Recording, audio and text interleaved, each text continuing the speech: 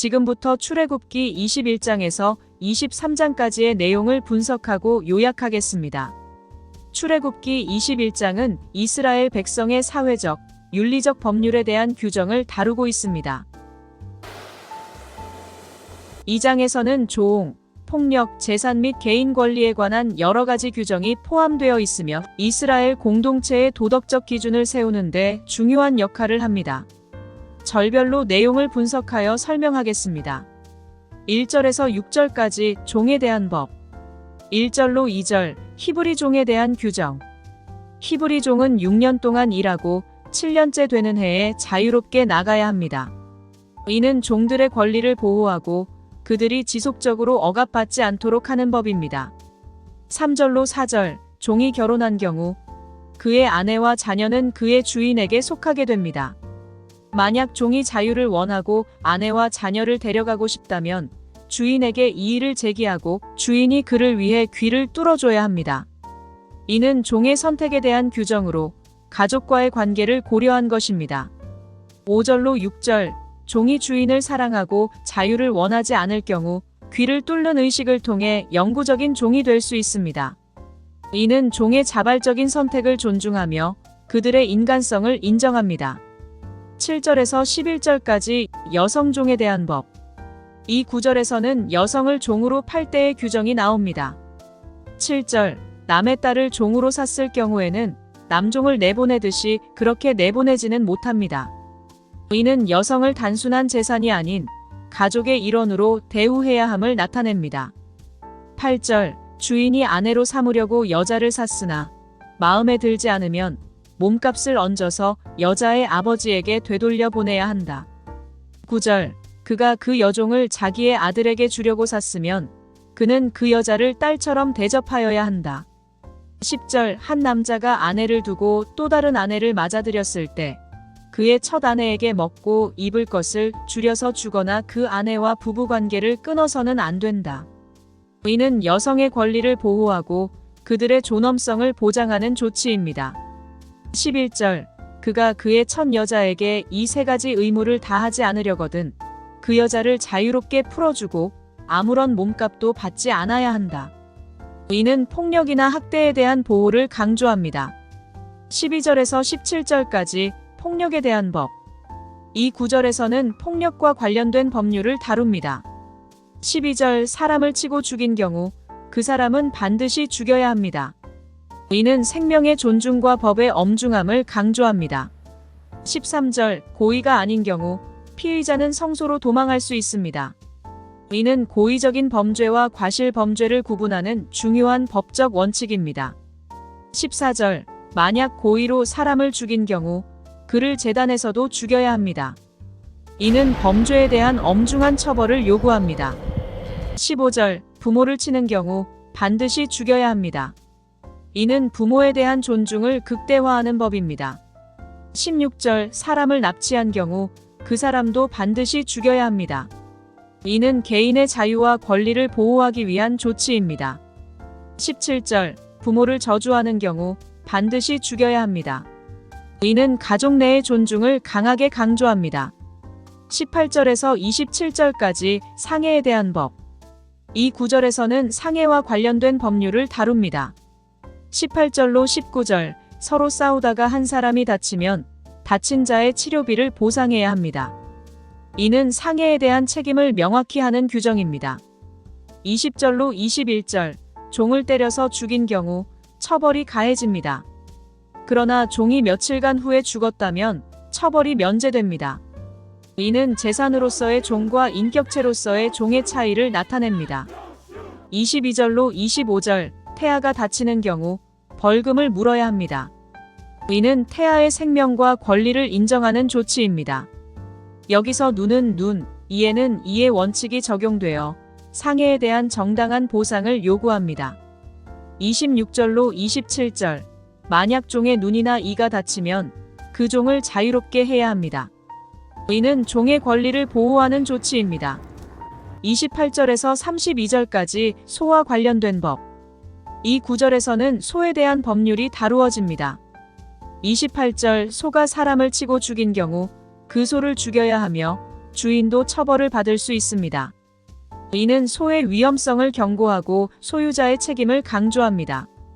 29절로 30절, 만약 소가 이전에 사람을 다치게 한 경우 주인은 소를 계속 기를 수 없으며 소가 사람을 죽였을 경우 주인은 처벌을 받을 수 있습니다.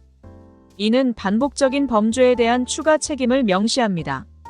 31절로 32절, 만약 소가 종을 치고 죽인 경우 주인은 보상해야 하며 이 경우 소의 주인은 처벌을 받지 않습니다.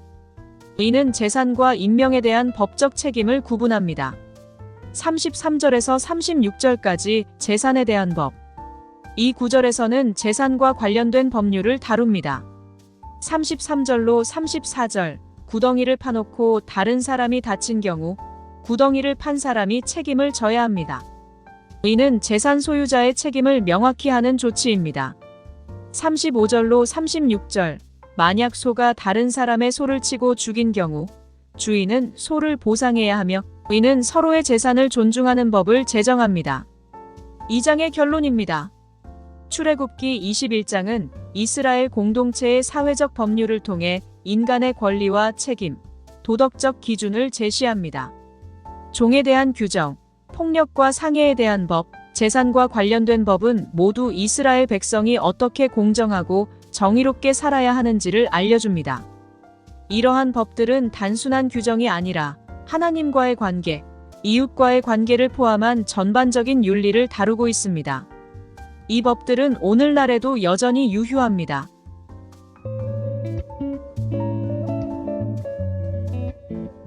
다음은 출애굽기 22장 분석입니다. 출애굽기 22장은 이스라엘 백성의 사회적, 경제적 관계에 대한 법률을 다루고 있으며 재산 보호, 도둑질, 폭력, 그리고 신뢰에 관한 규정이 포함되어 있습니다. 이 장의 내용을 절별로 분석하여 설명하겠습니다. 1절에서 4절까지 도둑질과 배상. 1절, 도둑이 소나 양을 훔쳐서 잡히면 그 소나 양에 대해 배로 배상을 해야 합니다. 이는 도둑에 대한 강력한 처벌을 통해 도둑질을 억제하려는 의도를 가지고 있습니다. 2절, 만약 도둑이 훔친 물건을 찾으려다 발견되면 그 도둑은 반드시 죽여야 합니다. 이는 강도에 대한 엄격한 법적 조치를 나타냅니다. 3절, 도둑이 밤에 도망간 경우 그 도둑을 죽일 수 없지만 낮에 발견된 경우에는 처벌을 받을 수 있습니다. 이는 상황에 따른 공정한 판단을 요구합니다. 4절, 도둑이 훔친 물건을 발견하면 주인은 그 물건에 대해 배상을 받아야 합니다. 이는 피해자의 권리를 보호하고 소유권을 존중하는 규정입니다. 5절에서 6절까지 재산 손해에 대한 책임. 5절, 만약 어떤 사람이 자신의 소를 방목 중에 다른 사람의 밭에 들어가게 했다면 그 손해에 대해 배상해야 합니다. 이는 공동체 내에서의 책임을 강조합니다. 6절, 불이 나서 다른 사람의 재산을 태운 경우 불을 지핀 사람은 손해를 배상해야 합니다. 이는 고의가 아닌 과실에 대한 책임을 명확히 하는 규정입니다. 7절에서 13절까지 보증금과 재산 관리. 7절, 누군가에게 보증금을 맡기고 그 물건이 손상되거나 도난당하면 보증금을 맡긴 사람에게 책임이 있습니다.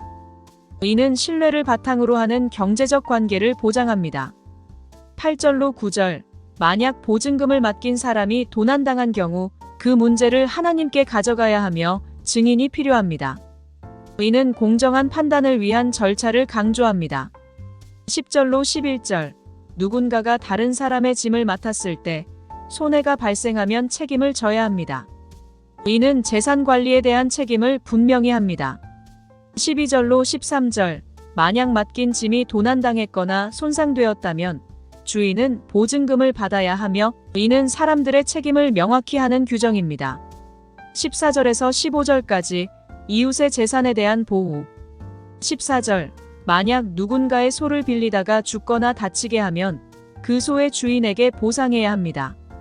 이는 이웃의 재산에 대한 존중을 나타냅니다. 15절, 만약 그 소가 주인의 허락 없이 다치거나 죽었다면 손해를 보상할 필요가 없습니다. 이는 상호 신뢰를 바탕으로 한 관계를 중요시합니다.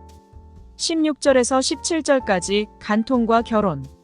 16절 만약 남자가 처녀를 유혹하여 동침한 경우 그 남자는 아버지에게 배상하고 아내로 삼아야 합니다. 이는 성적 관계에 대한 책임을 강조합니다.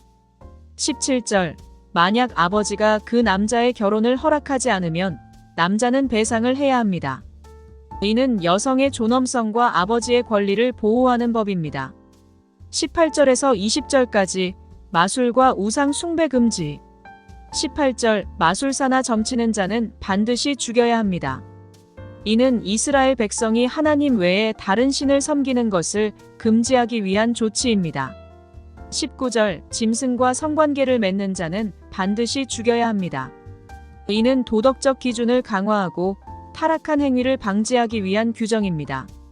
20절 다른 신에게 제사를 드리는 자는 반드시 죽여야 하며 이는 하나님에 대한 절대적인 충성을 요구하는 법입니다.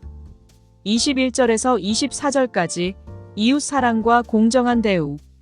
21절 이방인을 억압하지 말고 그들을 사랑해야 한다는 규정이 있습니다.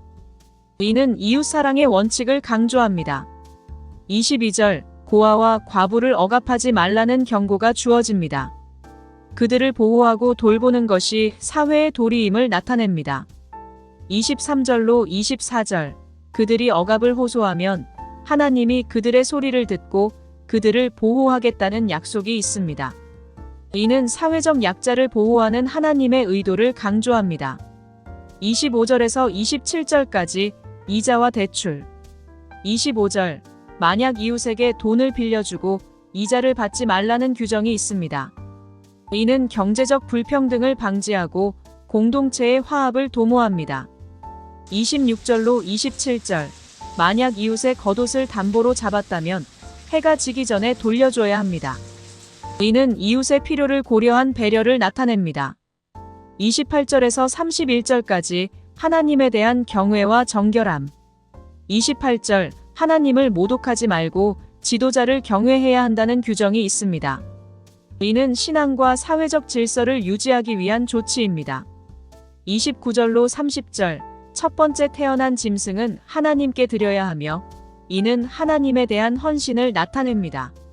31절 이스라엘 백성은 거룩한 백성이 되어야 하며 이를 통해 하나님과의 관계를 유지해야 함을 강조합니다.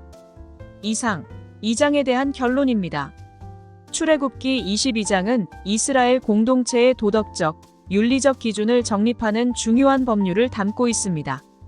도둑질, 재산 보호, 이웃 사랑, 그리고 하나님에 대한 경외는 모두 공동체의 화합과 정의를 실천하는 데 필요한 것들입니다.